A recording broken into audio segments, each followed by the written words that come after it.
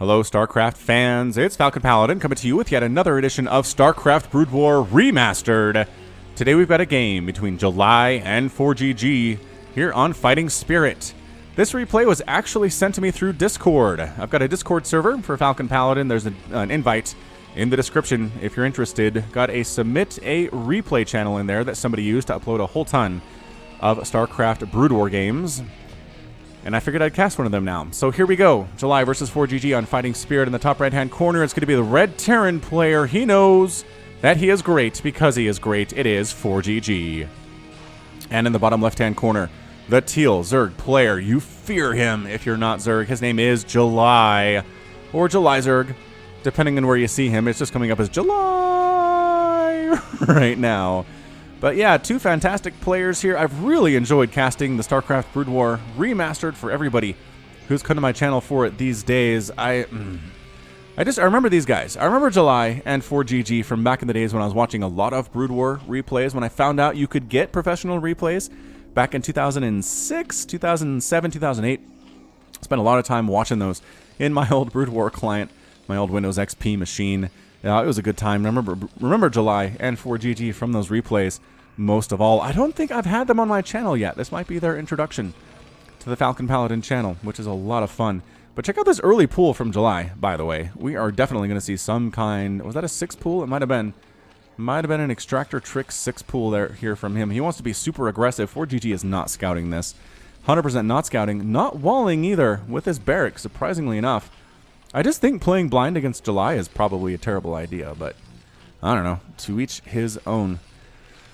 Anyway, I do appreciate the support I've gotten from you guys, from the Brood War community, who's really been looking for the Brood War Remastered stuff. Glad I've been able to supply that. I appreciate the comments and the criticism, whether constructive or otherwise, that has come my way, and the support. I do read every comment that anybody makes on any of my videos, all 2,000 of them. I'm not big enough that I can't read them yet, so far, I've been able to keep up. But yeah, so if you have some feedback for me, hit me up. Just leave a comment on any of my videos. If it's constructive, I will take it to heart. If it's non-constructive, I'll probably just kind of throw it to the side a little bit. But yeah, I do read it. It definitely gets into my brain somehow here. So check this action out. Finally, SCV scouting is ForGG, and he's going to see some lings here very soon, which is going to tell him, oh snap, I am possibly dead. All right, yep, there go the lings. SCV says, wait, hold on. Ah, Marine, hold the top of the ramp. SCVs, come help here too. This is the trick. You got to hold position here with the SCVs on the top of the ramp so the lings can't get through, and then the Marine stands behind them, stands behind the meat shield and tries to kill the lings. It does take several shots for a Marine to kill a Zergling, actually. Look at that. Look at that. SCVs trying to fight here too, trying to hold, but no, they're in. The lings are in, and the battle is continuing. The Marines, can they live? No, the Marines are dead. The SCVs are all that is left to stand between the Terran base and these Zerglings. But there's only 3 of them. And you know what? I think that's okay. I think ForGG can hold on here. And it sure darn near seems like he can. The question is, how much lost mining time is happening right now? Right? Can the Lings kill this other Marine as they run around inside the base? More Lings are coming in, though. I don't know that ForGG expected this many to show up inside his main base, picking off a wounded SCV very nicely, but 2 Marines? Wait, 1 Marine? Is there really just the one? Oh, a Vulture. Smart. Smartly done. Vulture comes out here from ForGG much better against the Lings than the Marines are. But ugh, that was rough. That was exceptionally rough, but it was held. It was held by ForGG, and the aggression seems to be over as the expansion is done here for July. He's starting his gas. He's going for a very quick lair. Is he going to follow up with a 2-base Muta? That would be very interesting. Very interesting from him for sure. Metabolic boost being researched, working on a machine shop on that factory. Really have to imagine it's either going to be for Spider Mines or Vulture Speed here. We'll see exactly what it is. Oh, Vulture Speed. Actually, already on the way. All right, so Vulture trying to win against these Lings. Oh, gets trapped. Super trapped. Super trapped. Takes some Lings with him, but that was not cost efficient. That was not worth it for ForGG, unfortunately for him. So yeah, there's your Vulture Speed, which is better. Like, you can kite Lings better with Vulture Speed, is the thing. That's the reason we get these things, is for zippiness. And then for Spider Mines, if we feel like it. And indeed it is. Check this out. It's a Spire. It's 2-base Spire up to a quick 6 pool out of July. I like this. This is such aggressive play from the Zerg player. Aggression, I think, is where Zerg should live. I know a lot of, especially in StarCraft 2, a lot of the design for Zerg as these Ling try to get up this ramp and fail is defend, right? Defend, defend, defend, defend, and then move out with an overwhelming force and win. Which does make sense from a certain lore perspective.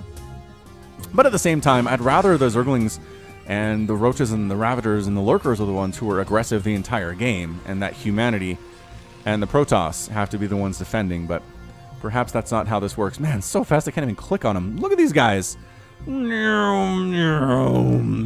Vulture bikes, man. Gotta be fun. Gotta be really fun to drive on these things. Or ride on these things. Oh, good surround, though. All right, man. That was... that's July for you right there. Losing one Vulture immediately does 4GG, but... They're almost hilariously fast. Alright, alright. Can we do this thing? Can the Lings get a surround? That's the question, right? That's the game. Can they get a surround on these guys, or are they too fast with their kiting? Just literally whittling down this Ling count to almost nothing. When all is said and done here, is that a Sunken coming up here? It better be. It is a Sunken, and there's Mutas coming out too. So Mutas versus these Vultures. Pretty fantastic stuff. This really quick Vulture speed has been amazing for 4GG. These guys have been absolutely worth whatever was paid for them. Sunken Colony up there too. And more Vultures? Yeah, more Vultures coming out here. Does he know there's Mutas on the way, though? Is the big time question. Is he hiding the Mutas? Where are we hiding the Mutalisks here? Ah, they're coming out now. The Vultures saw them, and they're getting shot at by the Mutalisks as well. Can the Vultures get inside the main? They do. They squeak past that Zergling and get into this mineral line. Kapow! Kapow! Basically two-shotting. Well, not basically. They are two-shotting these drones, and the Muta's doing a pretty good job cleaning them out too. But that does give some time. Does give some time here for 4GG to toss up some of his own stuff. Ah, he's got the Valkyrie. Really enjoying the Valkyrie here. We've seen them on the channel recently more than once. Not super frequent, right? Not super present in all of these games, but when they're around, I love the animation. One of my favorite animations in all of StarCraft is that Valkyrie animation, the blue attacks. The blue cloudy attacks is, from lack of a better term. Vultures trying to get up here inside the main base again, and by golly, they are. The drones are forced to fight for their lives, or at least run. All mining from the main base is going to end here. What a play by 4GG. Fantastic stuff. The Muta's trying to get some stuff done, but this Valkyrie, look at how injured these guys are. And that's it. That's your good game. July taps out in game one of our sneaky twofer between July and 4GG. Well played by 4GG. Just impressive, man. Just impressive. He holds the 6 pool pretty well, honestly. He didn't die, at least, and that was the key. He was up in economy because he didn't die to the 6 pool. He scouted the 2 base Muta that was coming after, got a couple Valkyries out. The Mutas are going to be useless. The Vultures are locking down the main base of July, and now it's 1 base to 1 base. 44 to 24 total supply, and that's just not where you want to be if you're July. So 4GG getting the win behind the power of the Valkyries and the Marines, and didn't even bother with a missile turret. He didn't need one. He had the more mobile Valkyries and the Marines and called it good. Nice job. All right, so that's game one. We're going to go to a game two between these players, July and 4GG, in just a second. So hold on to your hats, and we'll see how that one plays out. Welcome back to our sneaky twofer between 4GG and July. Going to be here on Fighting Spirit again, but different colors and different positions. So let's check this thing out. Top left-hand corner of Fighting Spirit, we have the yellow player this time. He is playing Zerg, and his name is July. And in the bottom right-hand corner, the brown Terran player. It is 4GG. Don't see brown a lot in these replays. It's kind of, I don't know, it's kind of nice. Kind of workmanlike. Kind of making stuff happen here. That's what it makes me feel like here. Alright, so we basically are looking at a 1-0 lead for 4GG in this little sneaky twofer here. Just fantastic reaction to what July was trying to do, and July executed it exceptionally well, but wasn't enough. I believe the Vulture play, too, really played a huge part in 4GG winning. Just getting down there and putting some pressure on July, forcing the Mutas to reveal themselves more quickly, forcing them to stay home and kill the Vultures, which delayed the amount of time it took for them to get into 4GG's base, and giving him time to make those Valkyrie. So just fantastic play. 4GG, just such a scary Terran player. I wish I had more of his replays. I really do. Again, just a general request. If you have old school replays just sitting on your hard drive from 10 years ago, earlier than that, send them my way. I can load them up in the remastered client and get them posted out here on the YouTubes. Just send them to falconpaladin@gmail.com with the subject of Brood War, and let me know who it is, right? Who the players are, and likely they will get cast at this point. One day I'm going to run out of what I have access to, and that's going to be a sad, sad day. But for now, we will enjoy the now. That was kind of redundant. Alright, Barracks on the way here from ForGG. July is going for a very, very early hatch compared to the last game. Okay, not very, very early, but that was about 13 supply, 13 hatch here. And there's the extractor at 12, and then we'll get a pool as soon as he can afford to do so. Overlord scouting the top right-hand position will not find the Terran player there, as he is far, far away, way cross-position spawning here on the Fighting Spirit. Cross-position probably also helped ForGG a little bit in general, just because the Lings were slower, the Mutas were slower getting across the map. The Mutas are pretty fast. Like, the difference is not going to be that big of a deal, but slow Lings gives you more time if your opponent happens to be cross-spawned. Marine production beginning here. SCV now moving out for the scout, so he doesn't really scout until... Actually, hold on, where's my game timer? I usually have that up. My settings got reset sometime. I don't know what's going on. Thank you, there it is. Remastered client, be nice. Be nice to me. Either way, that pool is not even. I wish I could click on that. Not even done yet, and getting some factory production here too. So we're not going to see as much of a crazy early game, but hopefully that should set up for a better mid-game between these players. We will see if July is capable of actually taking down the ForGG. I know that he is, right? He is capable. It's just a matter of can he in this particular instance. SCV gets denied by the drones. Accidentally denied, right? He's coming up, bam! Can't go up there, I guess, and paths back down into the natural base. That's hilarious. Pathing on ramps especially is so bad in the Brood War. So SCV comes in, nothing can kill me. That's nice. I think I'll run though, because Lings are in production no matter what. And a very quick lair, which is scouted again. Is he going to get that second gas? Might he just go for another 2-base Muta? But the scouting is so good for ForGG, I just don't know how July's going to get away with it, is the thing. Making a starport, making a vulture, so nothing too crazy here from ForGG so far. It's got Marines defending, some Lings coming down in the bottom right-hand corner, as this is the next place they are going to scout. But we've got Vulture out. We've got slow Vulture out. And in the Remastered, you can actually tell there's a dude riding this thing. I don't know. I just never felt like you could see him very well before the Remastered quality and fidelity came out. That's kind of interesting. I like it. I like it a lot. All right, moving on. Moving on to more important things. Sunken Colony coming up at the front here for July. Well, Creep Colony and then Sunken Colony is what we're looking at instead. And yeah, there's the Spire. All right, man. So just going for that 2-base Muta again is the July Zerg. Ling running around scouting what the Terran player is up to, and basically nothing too crazy. He is getting a Wraith though. Oh, what on earth? Why would he get a Wraith against 2-base Muta? Doesn't seem like a good idea at all. Maybe cancel the Wraith and go for a Valkyrie? Alright, man. He's got a Wraith. Have not seen these but a couple times in my casts. One of them in one of the best, like, down-to-the-wire games I've ever cast of the Brood War. And then one of them, TVT, that I cast between Light and Fantasy, I believe it was. Rays were kind of the end-game condition there. Alright, so Wraith is coming out. Going to try to do some stuff. That Spire is not done, so I guess the harassment potential is pretty amazing right now for this guy. Wow. Is he going to try to take down an Overlord? He is. How many shots to kill an Overlord? Pop quiz. Feels like about 10. It's a lot of shots to kill an Overlord. And then you have your ground attack where you can kill drones too. Not even bothering with the drones, though.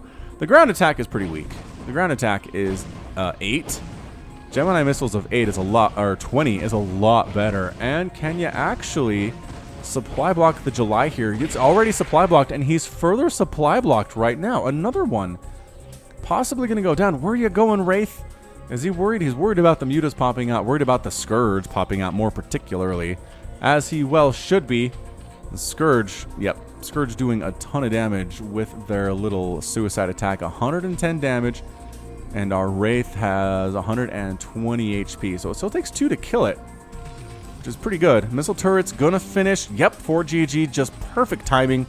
Missile turret's finished before the Scourge can get in here and do anything at all. They're chasing that Wraith, but look at him go, a ring around the rosy. And the Wraith, or the Scourge died in nothing. The Wraith lives. Fantastic opening here from ForGG.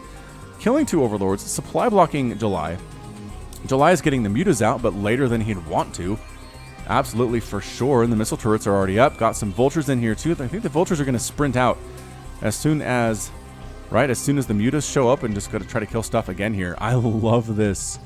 Out of ForGG, some wonderful Terran stuff.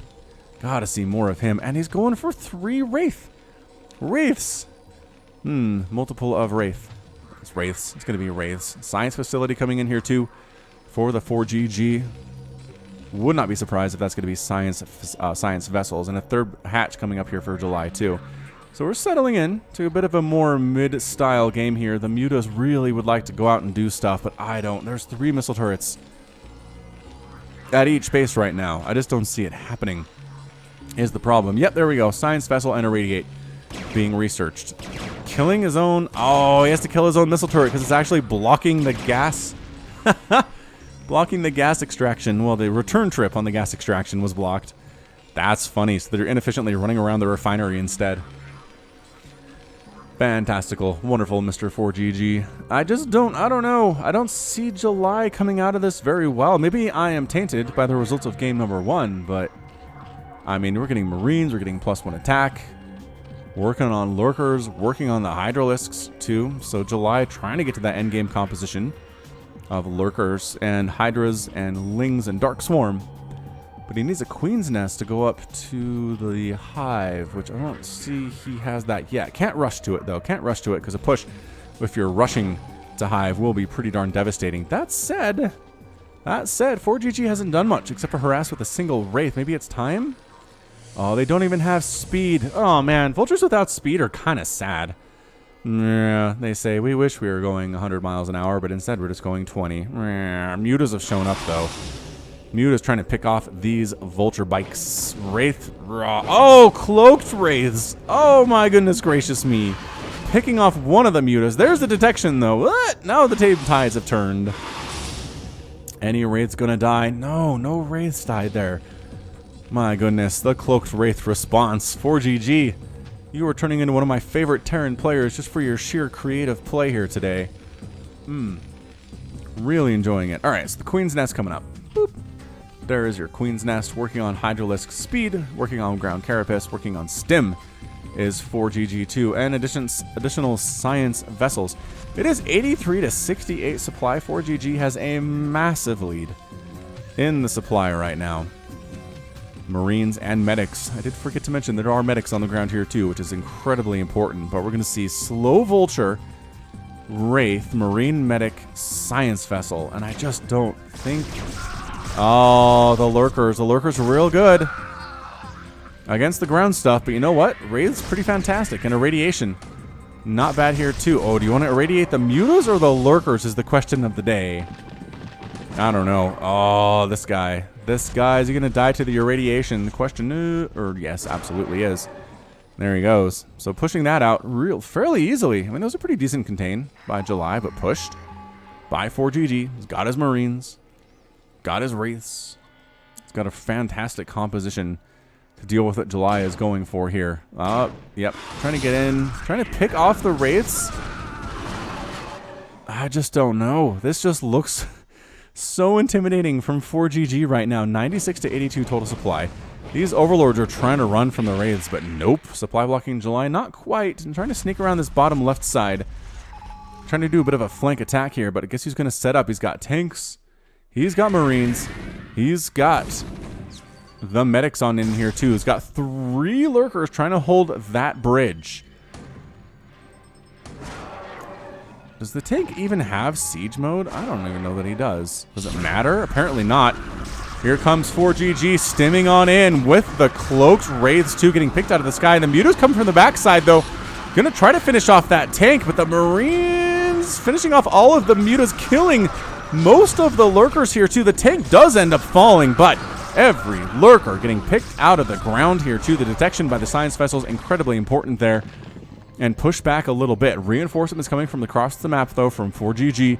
Trying to come up and deal with this thing. Getting right on top of the science vessels are the Hydralisks. Lurkers stabbing from the ground.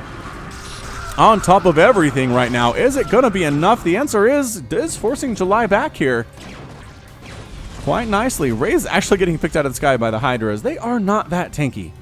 And I'm sure that's something that you have pretty much noticed there. Not all that tanky at all. This is not a huge army from ForGG, but he's got another group of reinforcements coming up to help with that thing. He's got siege mode. All right, so siege mode appears to be done. Doesn't appear to be done. It is done, and now the Hydras are in trouble. Now the Hydralisks are in trouble. He needs to push up with the siege tanks. Push on up here so he's in range of these buildings. That's exactly what you want to do with siege tanks, is force the Zerg to engage with you here. 90 to 73 supply. Going for it is the July, though.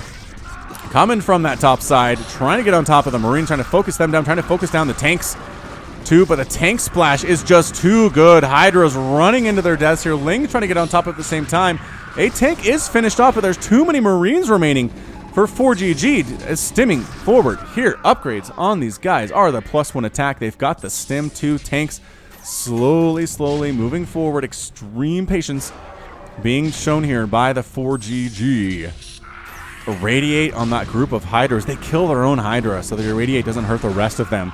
And then just pulling back to the tanks. Why don't you attack into our tank fire? Say the Marines, say the medics. 95 to 61 supply. Sunken Colony, you're not going to do a whole lot against this many Marines. And I think that's going to be it. I really just don't see how July gets out of this thing. What does he even have left on the ground? You can't tell, but they're not coming. It's a handful of Hydralisks and some Zerglings too. And that's your good game. Good game by July. ForGG 2-0's July today in our sneaky twofer. What a fantastic display of Terran dominance from our brown player today. Let's check out that final score. Always fun to see. In the shorter games, a little bit more interesting maybe. July produced more units, but lost more units, obviously, there, and only killed 50. 166 produced, and 50 of them killed by July. Meanwhile, ForGG produced 134 and killed 99, which is amazing. This discrepancy here is actually the Hydras killing their own friend who was irradiated, unfortunately. And then resources, way better for July. 6,400 gas mined, 1,600 or 16,000 minerals mined, and 21,000 spent overall. Definitely less. ForGG did not have the income, but it's more cost efficient with his units. Better control, I would say, over his units there too, and just better composition. Better compositional choices. So nice job by ForGG. I really would love to cast more of his stuff, and perhaps one day I will. But that's going to be it for me for today. So this has been Falcon Paladin coming at you with yet another StarCraft Brood War Remastered. Going to be a sneaky two for today. Go ahead and hit that like button, hit that subscribe if you like what you saw and what you heard today. You can also catch me on Twitter, Facebook, Patreon, and Twitch, all at /Falcon Paladin. And until next time, as always, thank you so much for watching, and you take care of yourself.